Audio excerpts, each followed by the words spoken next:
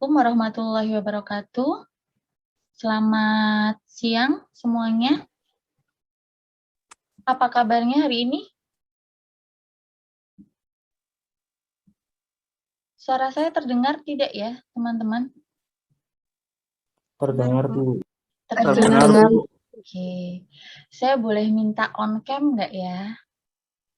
Jadi biar melihat wajahnya satu persatu. Oke. Nah, karena kan belum kenal ya, kita nih pertemuan kedua, tapi tatap muka yang pertama. Sebentar, saya sambil admit teman-teman. Oke. Karena tidak ada host. Oke. Sudah berapa yang join?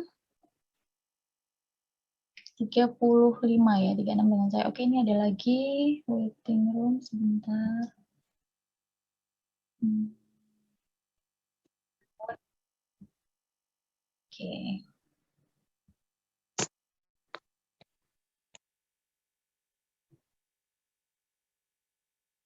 Oke, sudah bertambah. Oke, ini ada yang belum on cam ya. Saya tunggu mungkin 2 menit lagi nanti kita mulai sambil menunggu yang lain join. Silakan yang belum berkerudung mungkin ya, cewek-cewek ya. Nah, kayak gini saya bisa lihat wajahnya satu-satu. Kelas B totalnya 51 ya, betul ya? Jumlah mahasiswa. Komtinya siapa ya? Mbak Bu. Oh ya, Mas siapa? Mas Wildan Ahmad ya, Mas Wildan. Mas Wildan wajahnya kemana, Mas? Oh iya, Bu, benar, Bu. Sisiran dulu boleh. Nggak usah. Oh, nggak usah. Udah ganteng ya. Oke, yang lain Mbak Uswatun, Mbak Mentari, Mbak Wida. Oh, udah, oke, Mbak. Siapa nih? Mas Indra, Mbak Dina, Mas Riko, Mbak Dewi, Mbak Mutiara. Oh, namanya cantik-cantik. Mas Raffi. Saya panggil satu-satu nih yang belum kelihatan. Oke, nanti kita sebentar aja dilanjut ke Google Classroom ya, teman-teman ya. Iya, Bu. Ini pada pakai handphone atau pakai laptop ya? Handphone, Bu. Pakai handphone. Kalau pakai handphone biasanya di chatnya nggak kelihatan ya? Saya mau kasih presensi. Berarti ke grup aja ya presensinya ya. Saya kirim. Iya, Bu. Iya, Bu. Ya. Grup aja. Oke, sebentar. Soalnya biasanya pakainya Google Meet, bukan Zoom. Oh gitu. Kenapa ya? Kalau Google Meet lebih lama gitu ya? Kalau Zoom harus berbayar ya? Kenapa sih? Bedanya apa, Mbak? Ya enggak sih, Bu. Enggak, Enggak. sama aja sih sebenarnya.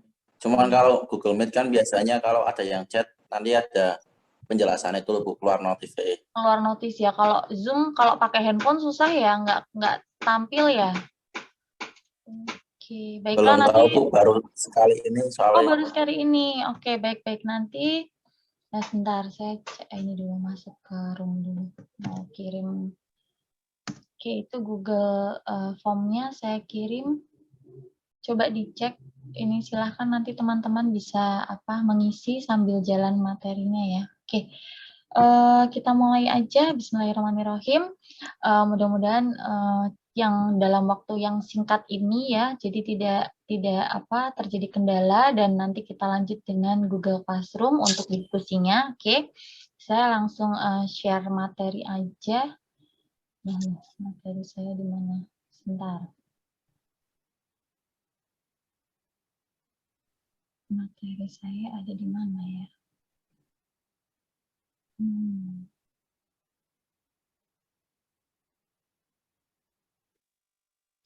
Oke. Sudah tampak di layar belum ya teman-teman ya? Sudah, Bu. Sudah ya? Sudah, Bu. Oke, ini karena saya sambil admit jadi jadi host, jadi mau ngisi materi juga. Maaf ya, jadi agak ini. Oke. Nah, sebentar. Oke, kita hari ini akan membahas tentang mengenali diri sebagai seorang entrepreneur ya. Jadi kemarin sudah saya terangkan sedikit tentang pengantar entrepreneur atau pengantar kewirausahaan ya. Mungkin teman-teman kemarin sudah menyimak video yang sudah saya sajikan di YouTube. Jadi saya memang pakainya mix method ya. Jadi ada nanti kita virtual, ada Google Classroom yang pastinya dengan siakat, dan juga nanti ada YouTube biar media pembelajarannya itu lebih apa ya, lebih kompleks gitu ya. Karena kalau semakin banyak apa yang kita pakai media pembelajarannya itu, keakurasiannya itu bisa diukur oleh masing-masing dosen. Jadi kira-kira mahasiswanya siap nggak nih nerima teknologi? Kayaknya siap sih pasti ya. Saya yakin kelas ini luar biasa kesiapannya karena effort dari pertemuan kemarin sangat bagus. Mudah-mudahan kita bisa berlanjut sampai akhir nanti, teman-teman masih tetap semangat gitu ya. Nah, di dasar kewirausahaan ini, nggak usah saya slideshow, kelihatan kan ya? Tampak nggak? Nggak usah show lah. Oke, kita lihat di sini diawali dari jumlah penduduk di Indonesia. Bisa kita lihat di sini. Adanya pertambahan jumlah penduduk Indonesia ya. Loh, dampaknya apa Bu bagi entrepreneur? Jelas ya, jadi kita dituntut semakin eranya semakin modern, eranya semakin baru, kita dituntut menjadi seorang entrepreneur. Kenapa? Karena akan kita lihat dari jumlah penduduk Indonesia yang terus meningkat dari tahun ke tahun. Ini saya ngambil data 4 tahun terakhir ya, dari 2016 sampai 2020, ternyata setiap tahun itu meningkat. Nah, cuman di masa pandemi ini 2021 saya belum cek lagi berapa jumlah penduduk Indonesia ya, mungkin banyak yang meninggal karena COVID ya, mungkin itu, tapi kan usianya kita tidak tahu ya, belum tahu jangkauannya apakah lebih banyak yang usia tidak produktif atau usia yang produktif, yang beliau-beliau yang sudah meninggalkan kita ya karena pahlawan COVID ini. Nah, terus dari jumlah penduduk Indonesia yang terus meningkat, akhirnya berdampak pada jumlah penganggur ya, atau jumlah angkatan kerja. Berapa jumlah angkatan kerja, berapa jumlah yang bekerja, berapa yang setelah menganggur, dan berapa jumlah yang murni menganggur ya. Ini kalau kita lihat datanya, ternyata di tahun 2020 itu meningkat 9,77% ya, hampir 10% penganggurnya itu meningkat. Jadi angkatan kerja itu siapa? Angkatan kerja adalah Anda yang nanti selesai mengenyam pendidikan ya, itu biasanya masuk ke dalam angkatan kerja. Nah, bagi mereka yang bekerja berarti mereka yang sudah mendapatkan pekerjaan ya secara tetap, itu disebut sebagai klaster bekerja. Nah, sedangkan yang setengah menganggur itu berarti bagi mereka yang bekerjanya istilahnya, mungkin bisa dibilang part-timer atau serabutan ya, seperti itu tuh dapat dikatakan atau diklasifikasikan menjadi golongan setengah menganggur. Jadi kalau ada pekerjaan yang mereka bekerja, kalau tidak ada pekerjaan ya mereka tidak bekerja gitu, mendapatkan income-nya kalau ada pekerjaan ya. Contohnya apa nih? Setengah penganggur. Coba siapa yang mau menjelaskan setengah penganggur? Tahu ya? Paling gampang deh. Silakan. Siapa? Mas Indra. Siapa Mas?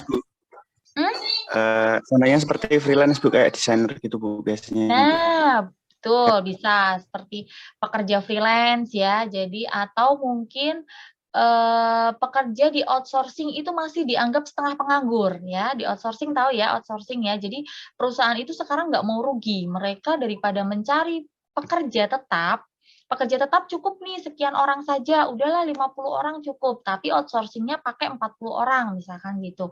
Tujuannya apa? Outsourcing ini ketika kalau pegawai tetap, kalau mereka izin atau off berarti kan tidak ada yang menggantikan nih. Tapi kalau outsourcing, kita bisa minta ke perusahaan outsourcing dari perusahaan kita yang bekerja sama dengan outsourcing itu, kita minta ke outsourcing, "Hey outsourcing, hari ini ada yang nggak masuk 2 orang, yang satu melahirkan, yang satu misalkan sakit, saya minta gantinya dong," misalkan itu ya. Jadi di Unikal pun, di Universitas Pekalongan pun sama, ada yang masih outsourcing. Yang outsourcing itu bisa nanti kita angkat, kita tarik menjadi pegawai tetap atau masih outsourcing ya. Nah, itu masih dianggap sebagai setengah penganggur. Selain itu ada lagi misalkan apa, pekerja bangunan ya, pekerja bangunan juga dianggap setengah menganggur ya. Mereka kalau nggak ada pekerjaan, jadi mereka off, berarti mereka tidak dapat penghasilan, gitu ya. Kalau penganggur murni ya bagi mereka yang benar-benar sama sekali tidak bekerja gitu ya, apalagi dampak COVID sekarang ya. Namun tenang, bagi teman-teman yang memiliki jiwa entrepreneur itu insya Allah pasti bisa bertahan gitu ya. Bagaimana cara mempertahankannya ya ini, kita lihat di sini. Nah, untuk menjadi seorang entrepreneur atau wirausaha, paling nggak berjiwa wirausaha, ini kita harus memiliki dasar. Ada 8 hal yang wajib kita miliki jika nanti kita akan menjadi seorang entrepreneur. Mau intrapreneur, mau social entrepreneur, itu kita harus memiliki ke-8 dasar ini. Yang pertama adalah membaca peluang ya. Sudahkah Anda mampu membaca peluang? Maksudnya peluang apa yang bisa Anda ambil? Misalkan Anda seorang intrapreneur, Anda bekerja, Anda bisa mengambil peluang. Celah mana yang bisa saya capai untuk misalkan percepatan jabatan atau mungkin untuk peningkatan kinerja ya, atau mungkin untuk apa nih? Meskipun itu bukan pekerjaan kita bisa misalkan membantu pekerjaan yang lain yang belum tuntas karena kita di sini adalah teamwork kan gitu ya. Nah, itu harus kita lakukan untuk membaca peluang. Yang kedua adalah bekerja sama dengan berbagai pihak. Nah, meskipun kita bukan entrepreneur murni, bukan wirausaha sejati, jadi kita social entrepreneur misalkan, tetap kita harus terus bekerja sama dengan berbagai pihak. Jalin yang namanya networking itu penting ya. Jadi ada yang mengatakan, Bu, kalau modalnya udah kuat berarti nggak perlu networking. Kayaknya saya rasa menjadi entrepreneur itu nggak bisa ya tanpa networking ya. Suatu saat pasti kita akan membutuhkan bantuan atau mungkin kerjasama dengan pihak lain gitu ya. Seperti Anda juga sudah sebagai mahasiswa sudah sering dituntut untuk teamwork, bekerjanya itu kelompok gitu ya. Ini untuk mengasah bekerja dengan pihak lain gitu. Jadi kita tidak melulu bekerja sendiri meskipun kita mampu, yakinlah apalagi mahasiswa Unikal ya. Saya yakin mahasiswa manajemen Universitas Pekalongan tuh pasti mampu untuk bekerja sendiri, menyelesaikan pekerjaan atau tugasnya sendiri. Namun tetap dituntut harus bisa bekerja dengan temannya atau teamwork atau bekerja kelompok gitu ya. Kalau kerja kelompok tuh apa? Jelas lebih ringan karena pembagian tugasnya bisa merata. Jadi yang tadinya kita harus full, ini bisa tuntas segera gitu ya. Nah, berikutnya adalah bekerja keras dan tuntas serta produktif ya. Menjadi seorang entrepreneur itu nggak hanya fokus kuat di modal dan juga kita udah punya usaha. Kalau cuman punya usaha, punya orang tua, berarti kita sebagai kader, tapi kita tidak mau terjun langsung, tidak mau berupaya untuk mempelajari dasar-dasar seorang entrepreneur ya, saya yakin pasti bisa usahanya mungkin tidak akan berlanjut, sustainability-nya nggak ada. Mungkin putus di situ, yang kata orang tuh misalkan nih yang di Pekalongan tuh apa nih terkenal, misalkan batik ya, Pekalongan itu terkenal dengan usahanya batik misalkan. Nah, diturunkan ke generasi berikutnya atau kaderisasi ya atau regenerasi. Nah, ketika orang tuanya sudah pensiun ya, istilahnya sudah tidak produktif lagi, diturunkan ke anaknya atau ke mungkin anaknya atau adiknya gitu. Nah, mereka yang menggantikan posisi owner atau manajer ini tidak belajar atau tidak mau mempelajari selain dasar-dasar menjadi entrepreneur, tidak mau mengetahui lebih dalam lagi bagaimana manajemen usahanya, bagaimana produk-produk yang dibuat di dalam bisnis mereka. Itu akhirnya yang terjadi apa? belum sampai 1 tahun, belum sampai 5 tahun sudah gulung tikar. Wassalamualaikum warahmatullahi wabarakatuh gitu ya. Biasanya seperti itu ya. Nah, makanya kita harus punya dasar-dasar ini dulu. Selanjutnya adalah bekerja mandiri. Nah, Bu, tadi katanya suruh bekerja dengan berbagai pihak, sekarang suruh bekerja mandiri. Maksudnya gimana sih, Bu? Nah, maksudnya bekerja mandiri itu bukan bekerja untuk diri sendiri dan sendirian gitu ya. Bekerja mandiri itu ketika kita diberi pekerjaan, sekali diberi tutorial, sekali kita diberi pelatihan, itu ketika diberikan pekerjaan yang sama di kemudian hari itu kita tidak usah ditanya lagi, tidak perlu didampingi lagi. Itu yang dimaksud dengan mandiri. Ya, jadi seperti anak yang tadinya belajar jalan ditatih dulu ya, dipegangin dulu, tapi ketika dia sudah mandiri berarti dia tidak perlu lagi kita kita tatih lagi, cukup kita awasin saja gitu, biarkan dia berupaya sendiri ya, itu namanya bekerja mandiri ya. Nah, sama juga dengan entrepreneur. Entrepreneur itu harus bekerja mandiri, cukup pelatihan, cukup modal dasar, setelah itu dilepas gitu ya. Nah, berikutnya adalah memecahkan masalah. Pasti harus bisa memecahkan masalah ya. Problem solver. Jadi ketika ada masalah itu Bu, memecahkan masalah itu kan jam terbang, Bu. Ya, betul sih jam terbang. Semakin kita banyak bertemu dengan masalah, kita semakin pintar memecahkan masalah. Semakin kita sering berada di posisi sulit, semakin kita enjoy ada di posisi apapun gitu ya. Itu kita berarti sudah bisa memanage diri kita sendiri. Berarti kita sudah bisa menjadi problem solver minimal untuk diri kita sendiri dan pekerjaan yang sedang kita hadapi. Ya, syukur-syukur kita bisa memberi wejangan atau memberi motivasi ke rekan atau teman itu jauh lebih bagus lagi. Namun itu seiring berjalannya waktu nanti ya, pasti karena pengalaman dan jam terbang. Selanjutnya adalah mengambil keputusan dan menerima risiko ya. Jadi kita harus menjadi decision making. Nah, kadang kalau seorang karyawan itu bedanya dengan entrepreneur, karyawan itu nggak bisa menjadi decision making. Jadi mereka hanya bisa bekerja itu rutinitas.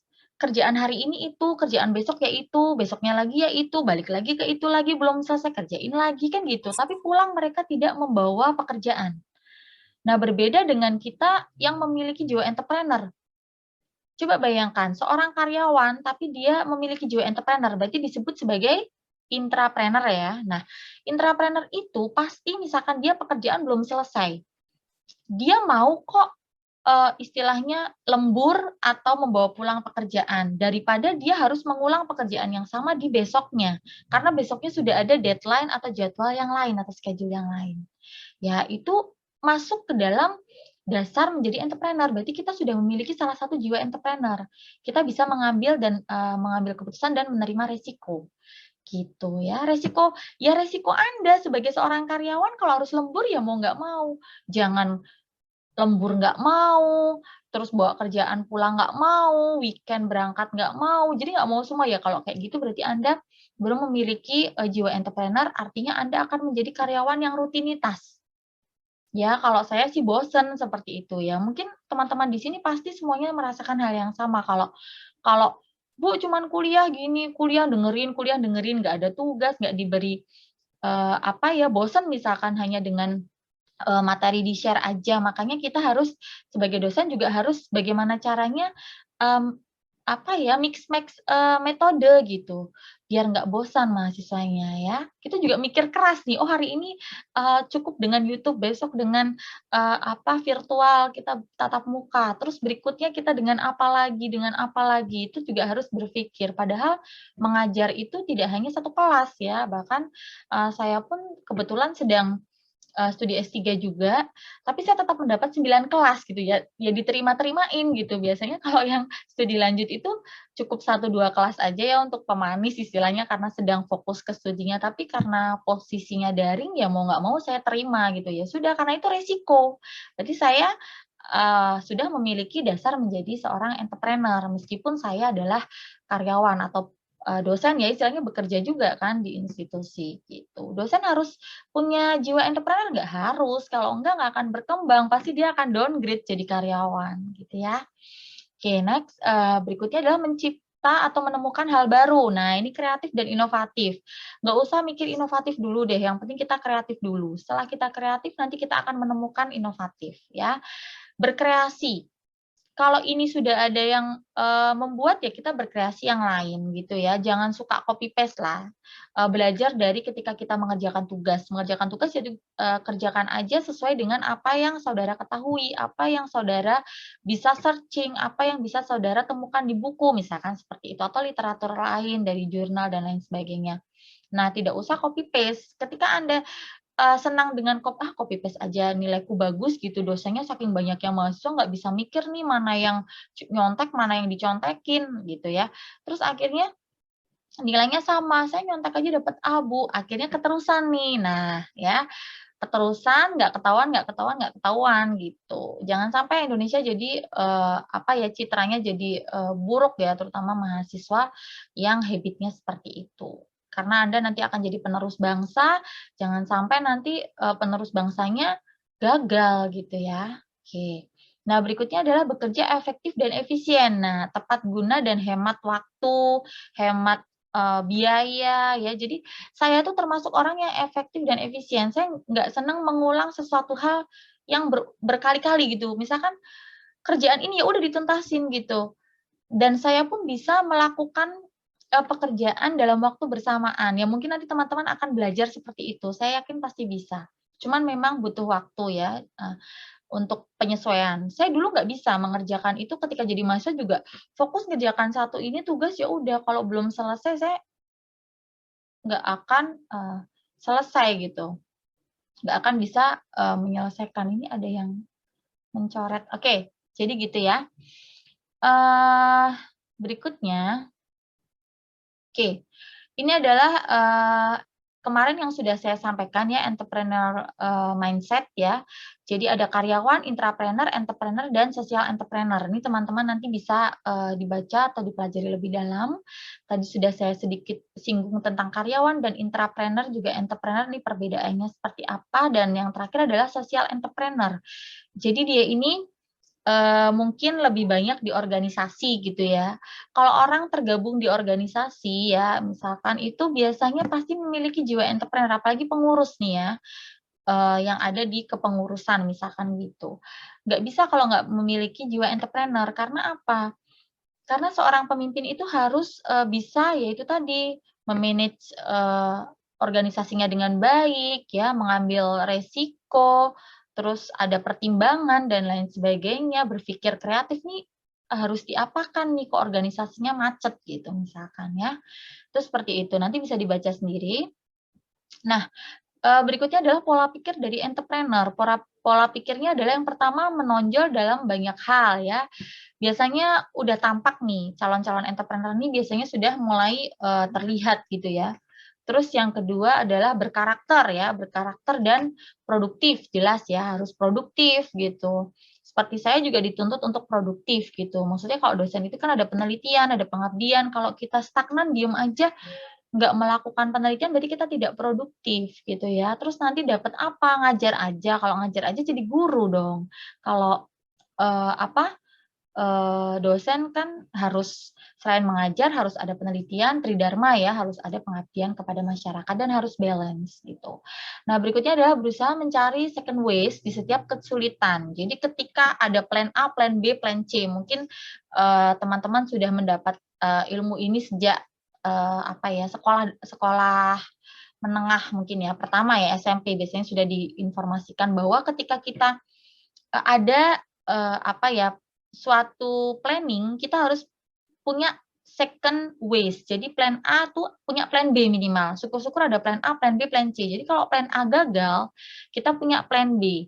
Plan B gagal berarti cadangannya masih ada satu lagi plan C. Gitu ya, setiap melakukan suatu hal pasti kita sudah punya beberapa planning. Saya pun demikian ya. Oke. Berikutnya adalah cenderung menjadi job creator di bidang di bidang apapun gitu ya. Ini kemarin saya ngampunya di mahasiswa batik ya. Jadi kita harus menjadi job creator di bidang apa? Di bidang yang sedang Anda tekuni atau sedang Anda geluti gitu.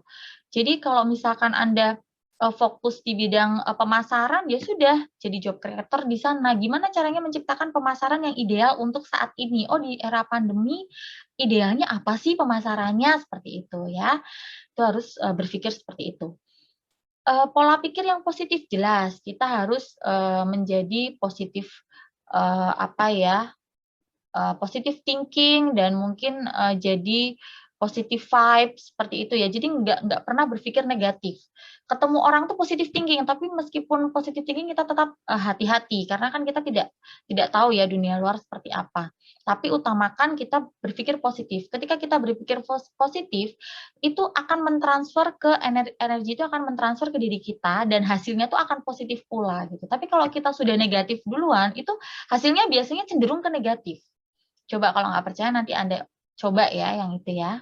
Terus tadi ya kreatif sudah saya jelaskan yang dasar-dasar tadi. Ini juga menjadi pola pikir seorang entrepreneur. Dan berikutnya adalah berjiwa teknopreneur. Saat ini seorang entrepreneur harus memiliki jiwa teknopreneur ya. Nanti teman-teman akan ketemu mata kuliah teknopreneurship ya, mungkin bisa dengan saya, bisa dengan dosen yang lain. Kita akan bahas lebih dalam lagi tentang teknopreneur. Nah, di samping kita punya jiwa entrepreneur, kita harus memiliki jiwa teknopreneur karena saat ini kita dituntut di era revolusi industri 4.0 dan juga era society 5.0 ya. Meskipun di Indonesia sudah masuk ke era society 5.0, tapi era teknologinya industri 5.0 atau 5.0-nya belum tuntas sebetulnya. Tapi kita jadi kayak dikejar-kejar, kita sedang lari maraton gitu ya. Nah, berikutnya ini adalah jenis hambatan ya. Nanti teman-teman bisa baca dan pelajarin sendiri, ini mudah. Jadi hambatan-hambatan yang menghambat kita tidak bisa menjadi seorang entrepreneur itu ada persepsi, ada emosi, ada kultural, ada lingkungan, ada intelektual. Nah, ini nanti tolong yang menjadi hambatan ini dihilangkan. Cara menghilangkannya bagaimana? Anda harus terus mengasah dan berpikir ke depan gitu aja. Kalau ini kira-kira nggak baik ya jangan diikuti, terus kita ganti langkah yang lain gitu ya, agar tidak menjadi hambatan kita. Oke, udah mau habis. Oke. Nah, ini adalah usaha spekulatif dan usaha real ya. Jadi kalau kita jadi entrepreneur itu kita milihnya usaha real ya, bukan usaha spekulatif. Usaha spekulatif tuh kita mikirnya masih kira-kira gitu ya, ancang-ancang terus gitu. Kalau usaha real tuh ada bentukannya gitu. Nah, makanya nanti ada perbedaan antara pedagang dan entrepreneur. Kalau orang jualan cabai di pasar, itu masuk pedagang atau entrepreneur? Pedagang ya. Karena mereka tidak ada kreativitas ya, tidak ada berpikir ya hari ini untuk hari ini gitu bekerjanya nih, lihat ya. Jadi seperti itu. Tapi kalau entrepreneur beda, bekerja hari ini ya masih mikir untuk masa besok, masa yang akan datang dan lain sebagainya gitu ya. Oke, ini yang terakhir ada tips praktis dari saya ya. Jadi ketika kita mau berpikir tentang modal utama dari berwirausaha itu bukan hanya uang, tapi kita yakin untuk menang, yaitu dari mindset diri kita sendiri. Terus bersahabat dengan ketidakpastian ya. Terus berikutnya jelas kita bersahabat dengan ketidakpastian karena yang namanya entrepreneur itu tidak pasti hari ini dapat uang banyak, besok belum tentu ya. Buka pikiran Anda, pelajari hal baru, be ready ya, persiapkan diri Anda dengan baik, tampilkan wajah yang enak dilihat ya, bangun networking, kurangin resiko dengan dukungan data, informasi dan kemampuan ya, harus terus belajar. Oke, ini terakhir dari saya. Kalau Anda menginginkan perubahan kecil dalam hidup, ubahlah perilaku Anda. Tetapi bila Anda menginginkan perubahan-perubahan besar yang mendasar, maka ubahlah pola pikir Anda, yaitu menurut si Stephen Covey ya. Jadi itu yang bisa saya sampaikan untuk pertemuan meeting pada siang hari ini. Nanti kita lanjutkan diskusinya lewat Google Classroom ya, biar lebih enak ya. Tadi sudah dapat banyak beberapa gambaran materi dari saya. Silakan nanti yang ingin bertanya bisa bertanya lewat Google Classroom. Oke? Oke ya, jelas ya? Jelas. Jelas, Bu. Oke, alhamdulillah. Oke, sampai ketemu di Google Classroom. Teman-teman tetap sehat, salam sehat, tetap semangat. Ya, masih semangat ya? Masih, Bu. Masih, alhamdulillahirrahmanirrahim. Ya, oke. Sampai ketemu di Google Classroom, teman-teman. Wassalamualaikum warahmatullahi wabarakatuh. Waalaikumsalam warahmatullahi wabarakatuh. Sama-sama.